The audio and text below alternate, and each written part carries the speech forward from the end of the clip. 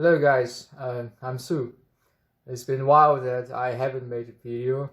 Um, it depends on my mood actually. Sometimes I want to make a video and sometimes I don't want to make anything um, because I'm not making any interest from what I'm doing. So really, it's just a pure hobby.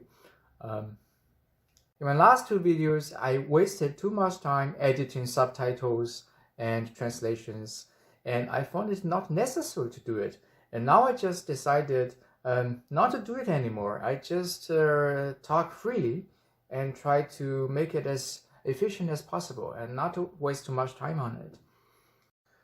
Today I want to talk a bit about the balance between emotion and reason, and I want to start with Immanuel Kant. The German philosopher Immanuel Kant, in his critique of practical reason, in the end, he said something that is often quoted in academia. He said something about the starry heaven and the moral laws. Something like there are two things that keep my mind in awe and admiration. The more I reflect on them, and the more I feel in this way, and it's the starry heaven above and the moral laws within. What I want to tell you is that Immanuel Kant's thoughts in moral philosophy, in practical reason, was actually inherited from another philosopher called Christian Wolff. And Christian Wolff's mindset was actually influenced by the Jesuits who were in China at the time and bring Chinese Confucianism to Germany.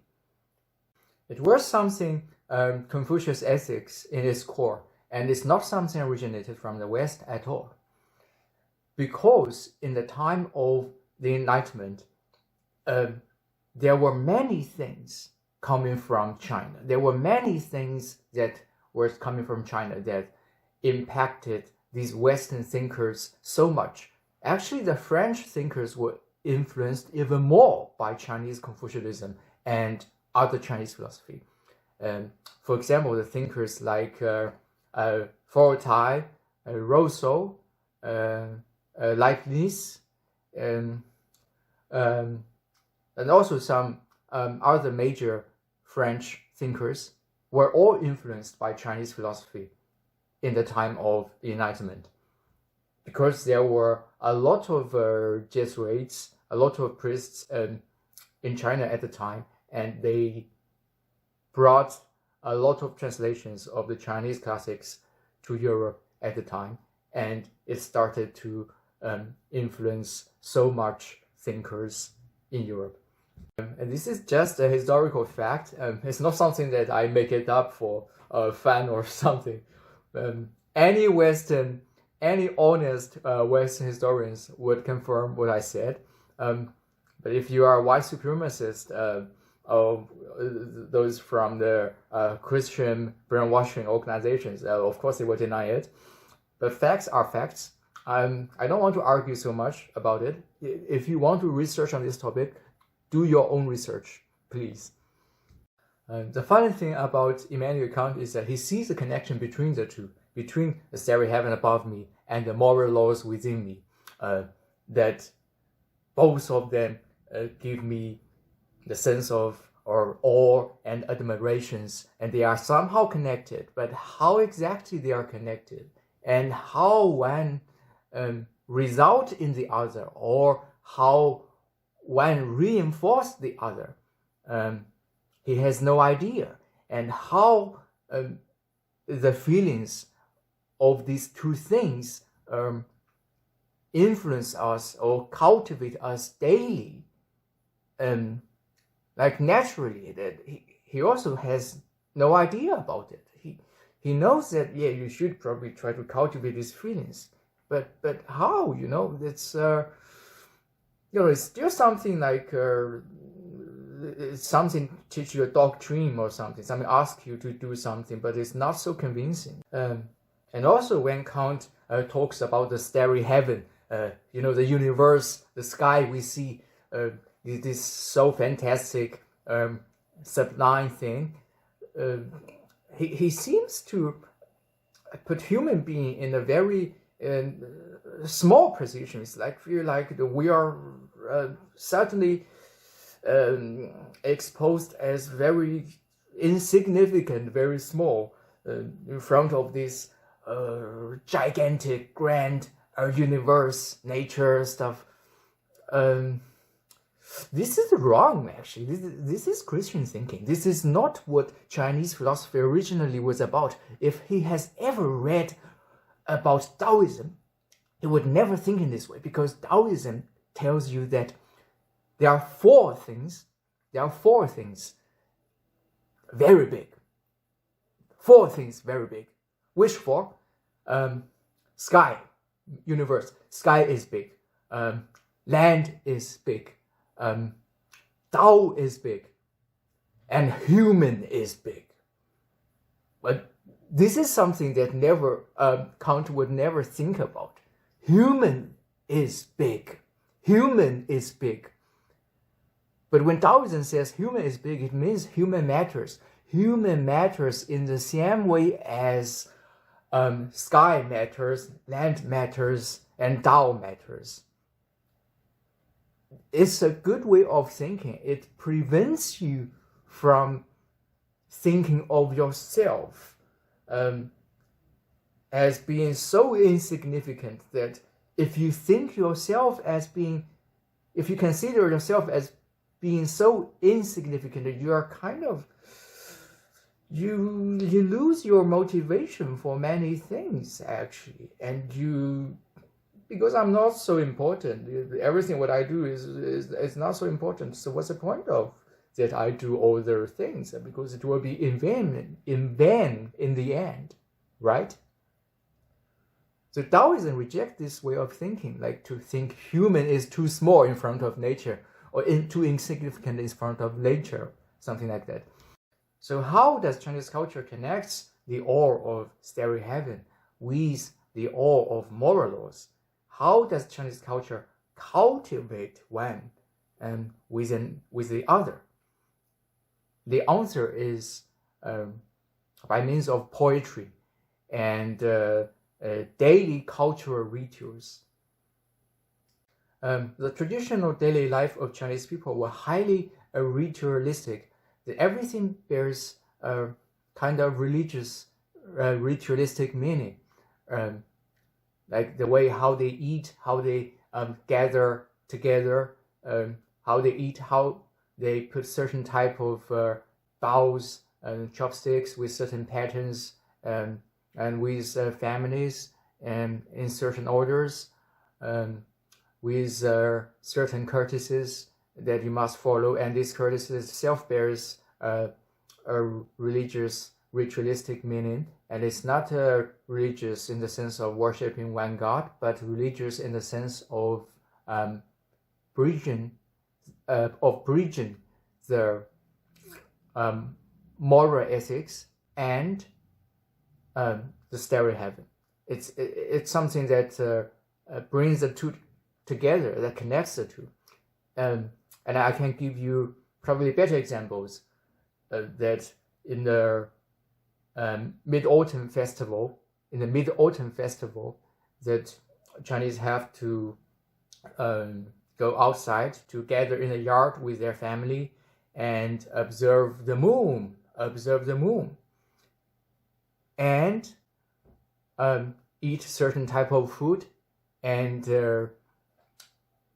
just enjoy the awe of nature and the awe of being together and holding this traditional family value and moral stuff at the same time. And it's also a way to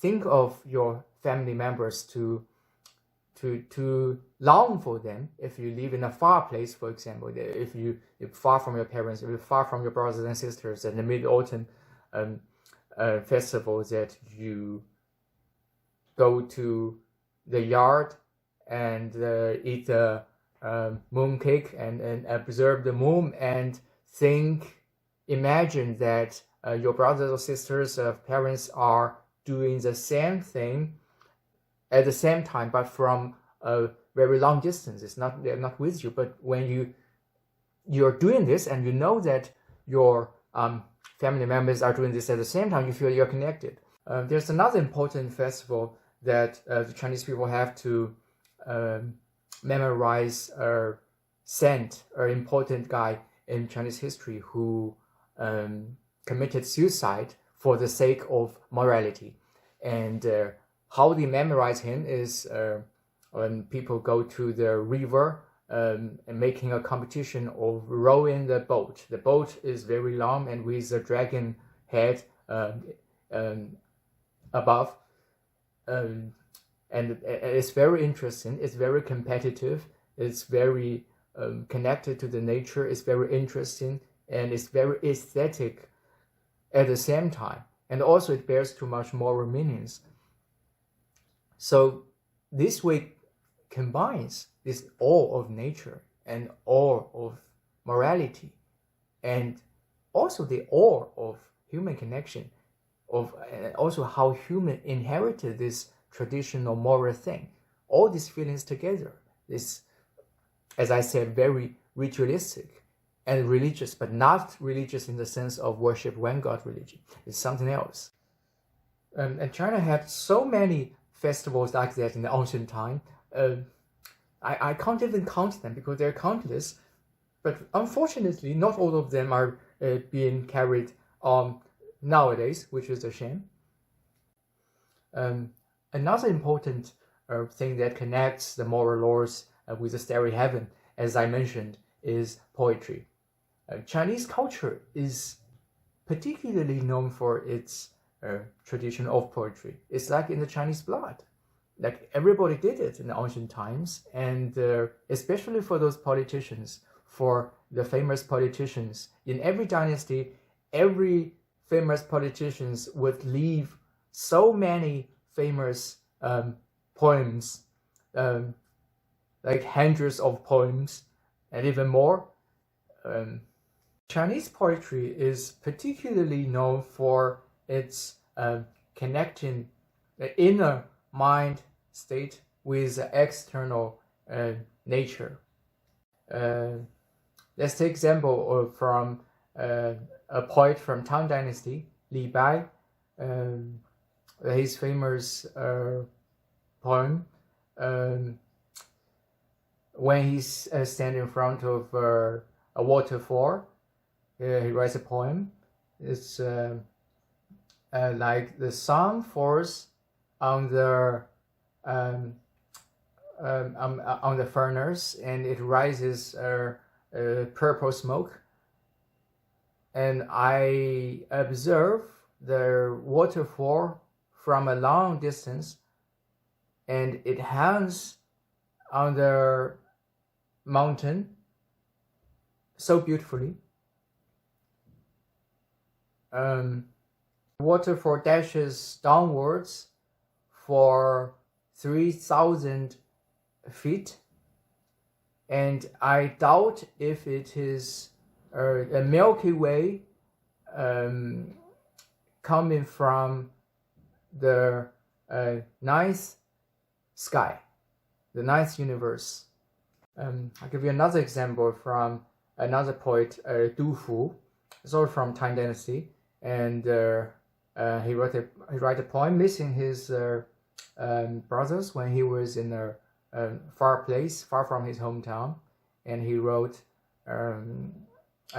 staying alone in a foreign area, in a foreign country, as a foreigner, and every time the great festival comes, I miss my families even more. And from the long distance imagination, I can already imagine that my brother is climbing a very high mountain in this certain festival, and he has all the plants on his back, but there's one brother, which is me, missing. There's another Chinese poet, Liu Yuxi, also from Tang Dynasty, and his poetry is even more typical.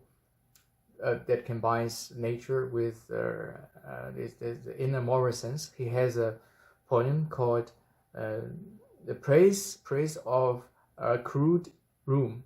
So he lives in a very humble, crude room, but he praises it, and he writes, "A mountain doesn't have to be very high.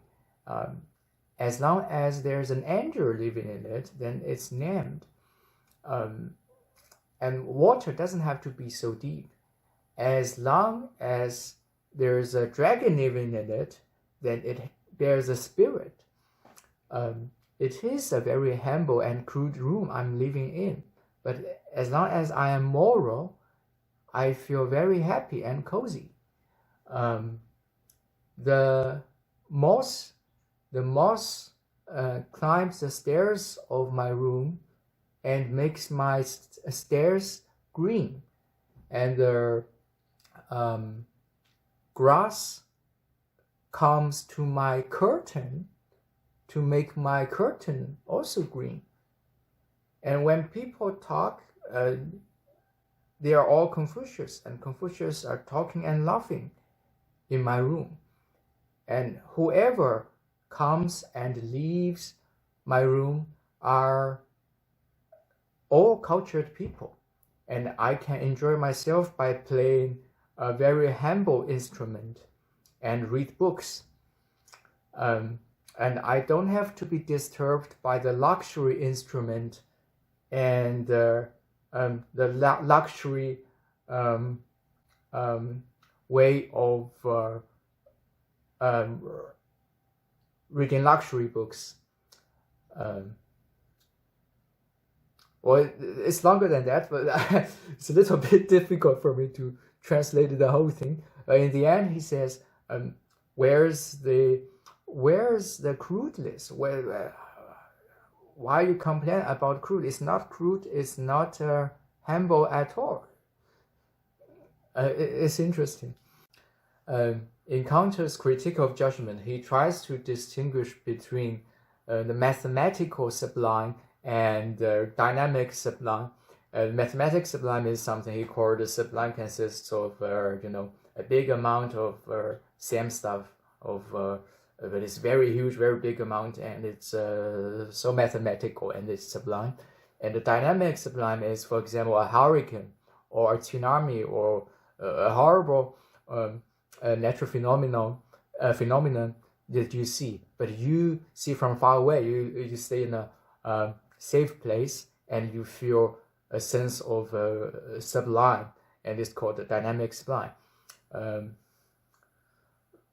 But I want to say that in Chinese poetry, they don't have to make this distinction, and they don't even have to think about how to classify different of sublime, because they put all of them together in one sentence or in one poetry, as well as combining the awe of starry heaven and the moral laws and the historical sense. This is something unique about Chinese poetry.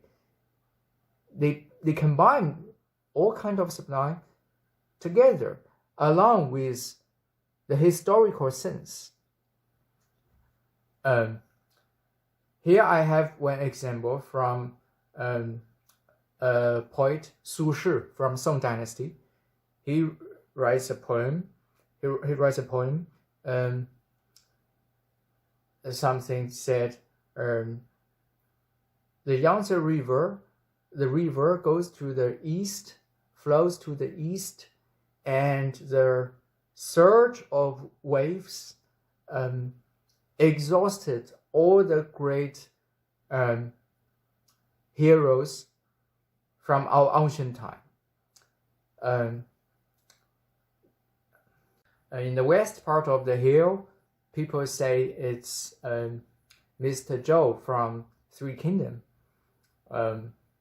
and all the creepy storms gushes into the sky, and the harsh surge waves smash on the banks and cause thousands of pairs of slow to fly.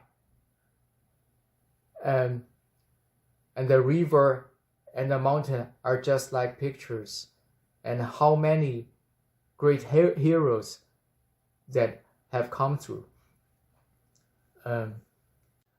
When I think deep into the history, when Mr. Zhou married his wife, and he was very gallantly, and he waves his fan and talk and laughing, and at the same time the castles and hills turned into ashes. It means a war. Now I travel back to this old site where the great history happened, and all my emotions and sentiments are laughing at me, making me grow white hair even at a very young age, and I feel life is just like a dream, and I'm just pouring this bottle of wine to the river to memorize it. The funny thing about Chinese poetry is that it likes to echo the nature with your inner mindset, to echo the external awe of starry heaven with the awe of inner moral laws. It's like quantum physics. It's always connected. When you see one, you always think of another, or you feel the other, then you think of this, that as well. It's very interesting, and it also sometimes tries to objectify your inner great feelings towards the external nature, and stay there for a while, and then internalize this awe of nature again to your inner mind. So it's not one direction objectification. It goes out, stays there for a while, and you feel very good, and let it go back to your mind again. It's this is something very specific about Chinese culture, actually. And apart from this breadth of internal awe and external awe, it sometimes goes into Buddhist or Taoist meditation in the end. Chinese poetry cares so much about the rhymes, the tones, that all the words, all the pronunciations in the end of every sentence must rhyme with each other perfectly, and with a certain tone. It must sound very beautiful. It itself is like a musical artwork. It must have a very pleasant sound that fits into an aesthetic object, an aesthetic and ritualistic form of art. And traditional Chinese takes poetry as the highest form of art. It's over all other forms of art. It's not like in the modern West. They actually value novels a lot. The Chinese culture actually takes novel as a kind of lowest form of literary art. Actually, it's something they call it's something that cannot enter the palace. It's something so street, actually. But poetry is worshipped at any dynasty as the highest form of art, of literary art. And by the way, culture in Chinese means literary. It means literary merge. Literary merge. It's the culture would be the wrong translation actually. In Chinese, culture it doesn't mean culture, as compared to the word in the Latin language. Chinese culture means literary merge. And Chinese poetry is unlike the Western poetry that worships tragedy so much. And if you read Aristotle, if you read Nietzsche, if you read Aristotle's Poetic, he actually worship the tragedies, the tragic poems, that he considers it as kind of necessary, as a way to purge people's negative emotions in order to maintain a healthy mind life. And in Nietzsche's Birth of Tragedy, he's basically worshiping tragedy over everything else. Because he's quite influenced by Schopenhauer, who takes the tragedy, especially in the form of music, as the most authentic forms of art that just shows you directly the truth, the dark truth of human life, of our world, something like that. But in terms of Chinese standard of poetry, tragedy is definitely not the highest form of poetry. And well, you can write tragic poems, no problem. You can write comedy, a comedic poetry as well. It's not a problem. But you have to bear in mind that all the famous Chinese poets were at the same time famous Chinese politicians in history. Their duty is to do the proper politics, is to do well, to fulfill their duty, to do good things to the country. If their poetry is so tragic, its all content is only tragic, it means actually they failed their responsibilities in ruling the country, actually. Their job is to deal with the potential tragedies that could happen in real life and prevent it. If they successfully prevent it, it means their job is done.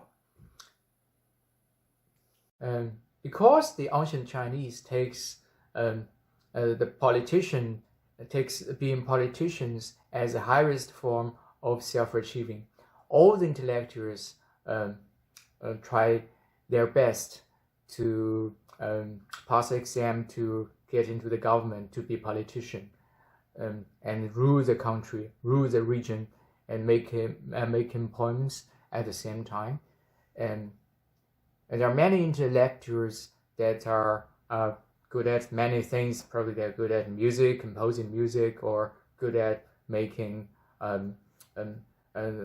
mathematics, or making scientific inventions, or some other intellectual activities. But they will all try to become a politician, because that's the highest form of self-achievement. It's more important than the other things they were doing. And they can still do those things, but rather keep them as hobbies, as side dishes, not the main thing. Actually, there were some politicians, there were even kings in Chinese history that were so good at music and other arts, and they forgot about their real job and become so obsessed with their side hobby. And actually, this is very bad examples of being a king of China.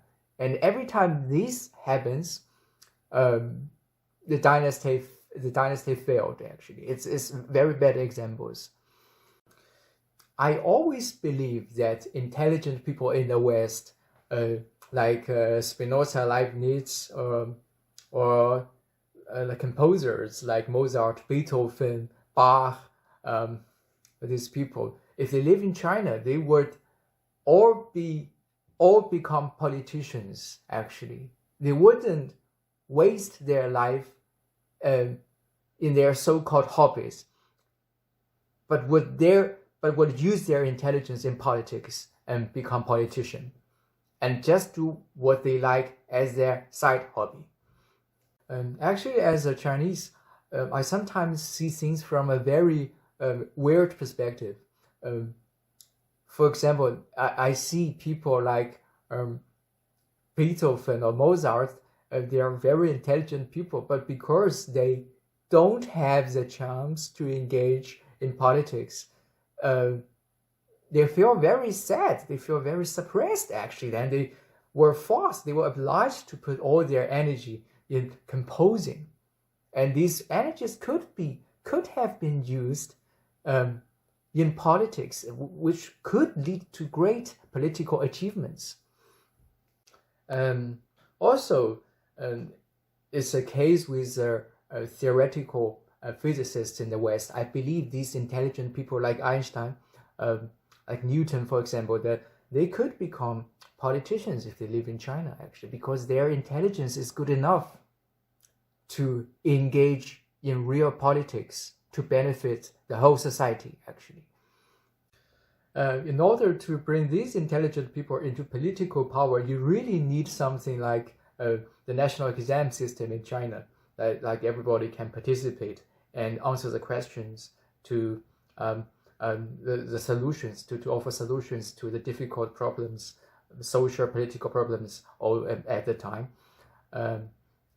That's the only way that they can get elected to the, not elected, but chosen to be politicians, because democracy would never do this job.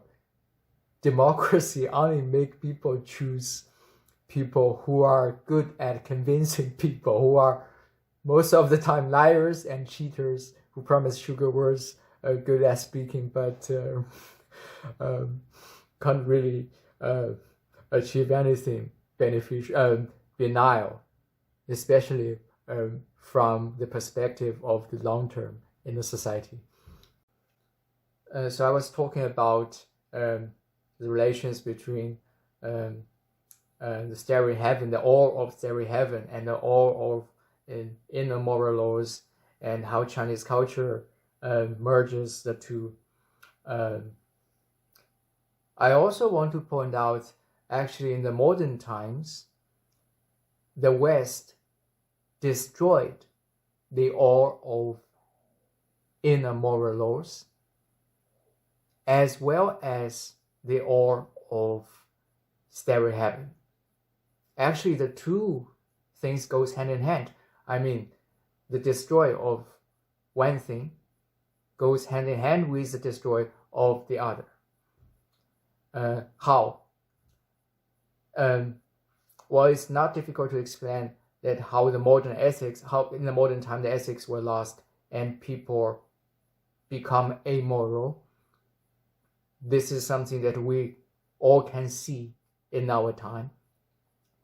But what it means when I say destroy the awe of Starry heaven, I mean when we see that the scientists, the countries are sending spaceship, all these jets, stuff to space, to the Mars, to the moon, to other planets. Actually, this is to destroy the awe of Starry heaven. There's no point to explore space, to explore Mars and other planets. It's a strong disrespect to nature, to Starry heaven, to the universe. The planets are beautiful. The Starry heaven is beautiful as long as they stay at starry heaven, as long as they are far from us, not reachable. The moment you reach it, the moment you discover it, the moment you start to destroy it, you start to create and discover all the ugliness, all the terrible things actually that are in no way benefiting human being. And you have enough problems in our planet, and you can't even solve it. You're creating more and more, and you want to go to other planets to destroy them as well. It is an objectification of one's sexual ego on external planet. It's just like you commit adultery. It's just like you want to rape a girl or something. The unethical sexual life results in boredom and emptiness. Exploring and exploiting other planets will only result in desperation on our planet. And the two things goes hand in hand. The loss of ethics goes hand in hand with the loss of the respect to starry heaven. Actually, there are many other points I still need to discuss about in regard of the topic of the balance between reason and emotion, because I feel I just have started it and haven't even reached the core. But I learned from the last time videos that I shouldn't make it too long, because it would be so exhausting for both me and the audiences, and some people cannot stand it, it's too long. So it's better for me to keep it for the next time, to make it as a second part in the next video. And today I just stopped to leave you some time for digestion. And thank you very much for watching. See you next time. Bye.